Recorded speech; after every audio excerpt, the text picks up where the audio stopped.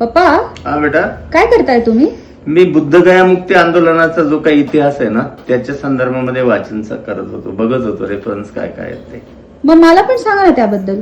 Okay, तुला बुद्धगया मुक्ती आंदोलनाच्या संदर्भात माहिती पाहिजे का आज? हो.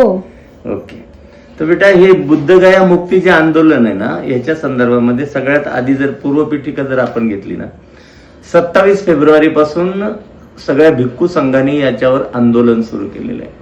आणि हे आंदोलन काही आजपासून सुरू झालेलं नाही, 19व्या शतकापासून हे आंदोलन सुरू आहे. सगळ्यात पहिल्यांदा तुला सांगतो की 1922 मध्ये ब्रह्मदेशाचे जे भिक्खू आहेत ना, उत्तमा नावाचे, त्यांनी ते जेव्हा इथं आले तेव्हा त्यांनी ह्या बुद्धगया मुक्ती आंदोलनाच्या संदर्भामध्ये एक सुरुवात केली. त्याच्यानंतर 1925 मध्ये श्रीलंकेचे जे भिक्खू आहेत, भंते अनागरिक धम्मपाल, यांनी यावरून आंदोलन करण्याचा प्रयत्न केला. आणि आता जर अलीकडे जर बघितलं तर 1996 मध्ये भंते सुरई ससाई यांनी सुद्धा मोठं आंदोलन केलं, परंतु या आंदोलनाला अजूनही यश प्राप्त झालेलं नाही.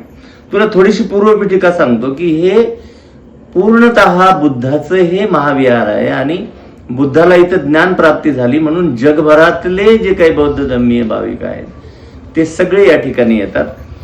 13व्या शतकापर्यंत या महाविहाराचा ताबा हा बौद्ध लोकांकडे होता, परंतु त्याच्यानंतर तुला सांगतो की तुर्की लोकांचं आक्रमण झालं आणि या तुर्की लोकांनी हे त्या ठिकाणी घमंडगिरी नावाचे जे कोणी महंत होते तर त्यांच्या ताब्यामध्ये त्यांनी हे दिलं. आणि तुला त्याच्या आधी एक गोष्ट सांगतो की अगदी पुष्यमित्र शुंगापासून म्हणजे हे या ठिकाणी जो बोधिवृक्ष आहे हा तोडण्याचं काम सुद्धा पुष्यमित्र शुंगाने केलं. म्हणजे हे विहार नष्ट करण्यासाठी जे जे प्रयत्न करता येतील ते करण्यात आले.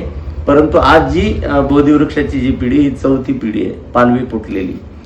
तुला मी आंदोलनाच्या संदर्भामध्ये सांगत होतो की 27 डिसेंबर 1948 ला बिहार सरकारने याच्यावर कायदा केला. 19 जून 1949 ला त्याच्यावर राज्यपालांनी सही केली आणि 14 जानेवारी 1953 पासून हा जो काही ऍक्ट आहे, ज्या ऍक्टला आज विरोध होत आहे, बुद्धिस्ट टेम्पल ऍक्ट 1949, हा ऍक्ट परत घेण्यात यावा आणि हे बुद्ध विहार बौद्धांच्या ताब्यात देण्यात यावं, यावरून हे आंदोलन सुरू आहे.